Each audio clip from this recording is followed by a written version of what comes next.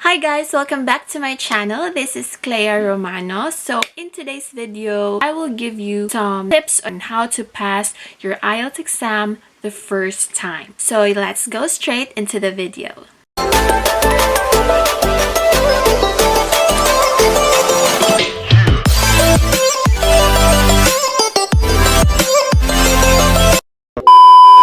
Okay, so just for everyone's information, I have taken the IELTS a few years ago, and now I am currently in the UK working as a nurse. So the IELTS is the English test that you have to pass in order for you to apply or be eligible to apply as a nurse here in the UK. So before, wala pang OET.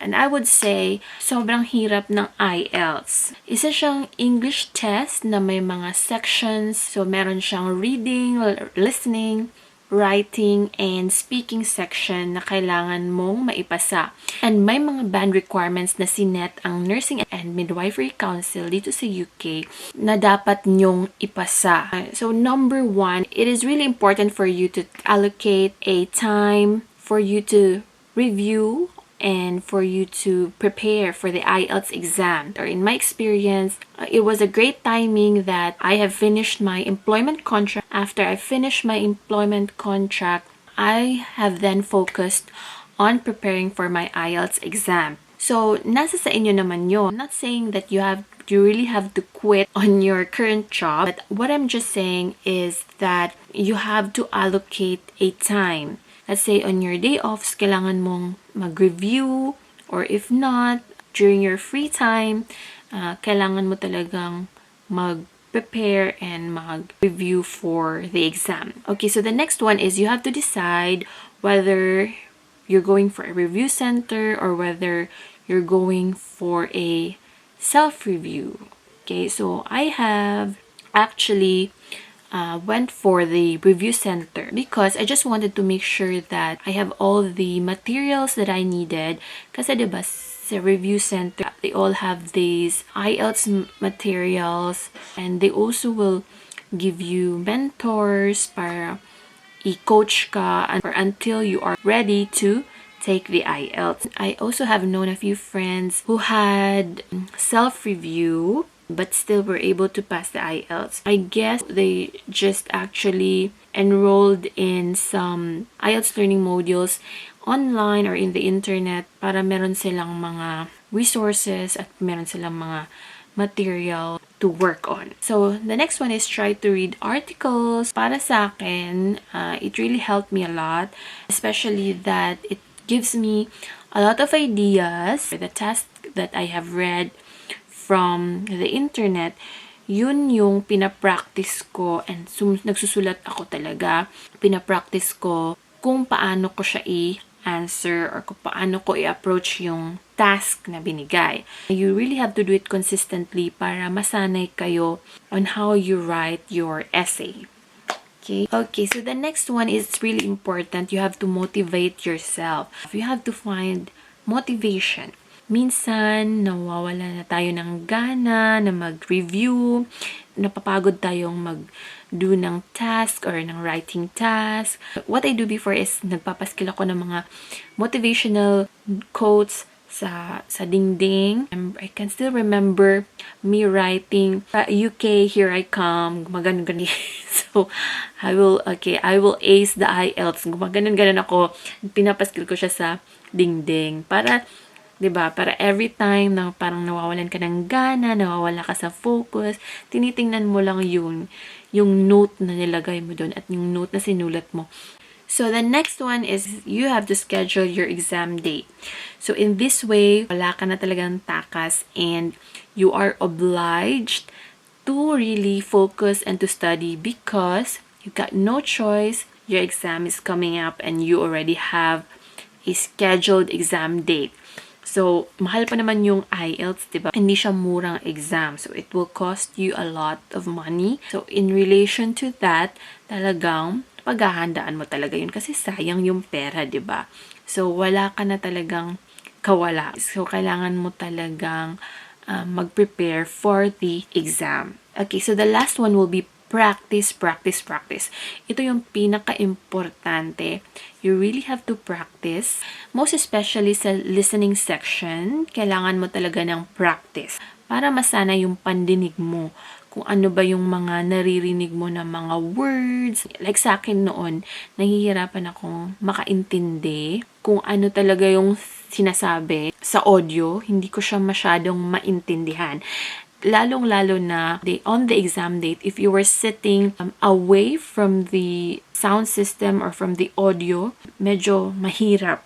You really have to practice so that you get used to the words and to the pronunciation as well, para masanay ka. Also, it is really helpful if you have like a buddy with you, a practice buddy with you, someone to practice with, magbe-brainstorm kayo, or you can exchange works. Siguro this also depends on what kind of a person you are. Kung ikaw ba yung mas gusto mong sa sarili mo lang and para mas makafocus ka, or meron din iba yung gusto nila yung they have someone with them. So you can time yourself and you can practice at home. You can both practice speaking, hear each other's feedback on how well you did.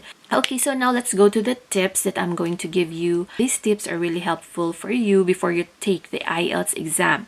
Okay, so tip number 1 is before you take the IELTS exam, make sure that you have plenty of rest. So magpahinga ka because the next day on your exam day it will require a lot of your energy, a lot of your concentration. Also, you have to allot an ample time for you to arrive in the exam venue a few hours before your exam schedule. So, para hindi ka nagmamadali and you are relaxed. This is really important so that meron kang time para makapag-settle down before you take your exam. And normally, kinakabahan tayo niyan.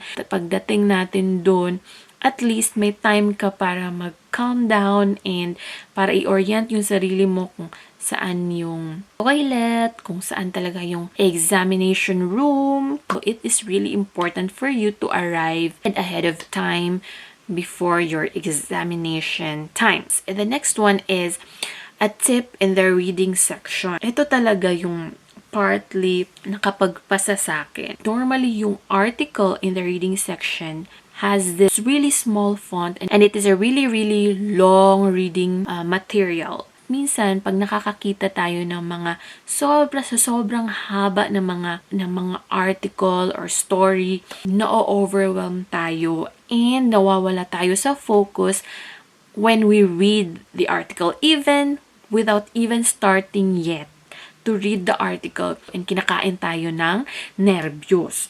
So, this one tip that I will give you will really help you a lot. So, yung ginagawa ko is, when it comes to reading section, finiflip ko yung page onto the questions first. Binabasa ko muna yung mga set of questions so that I would know what I need to find from the article itself, especially when you are time pressured. Sobrang it is really nerve-wracking.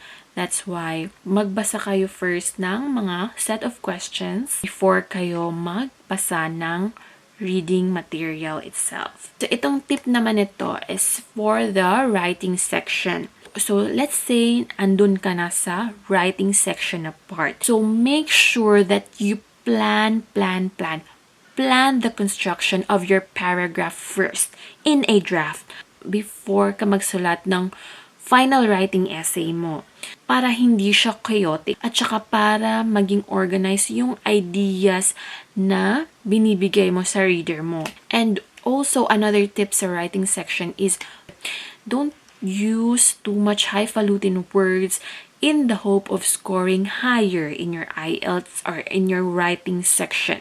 The most important thing that you have to know about the writing section is kailangan mo lang ibigay kung ano yung hinihingi ng task or ng writing task. Be concise in your paragraphs. Be concise and go straight to the point. Kung ano yung hinihingi niya, yun lang yung sagutin mo. Yun lang yung ibibigay mo sa sagot mo. So the last tip naman is yung sa speaking section. Okay, so sa speaking section naman, it's really important that you practice.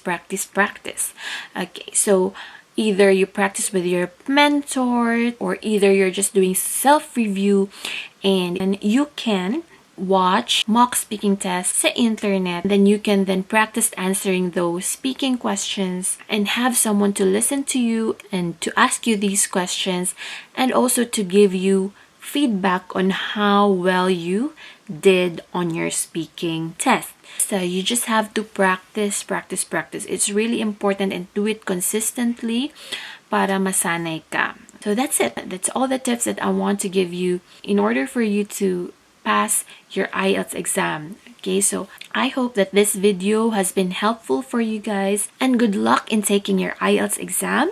If you like this video, please click the like button. Please subscribe if you haven't yet. Thank you very much for watching. I hope to see you on my next vlog. And this is Claire Romano. Bye!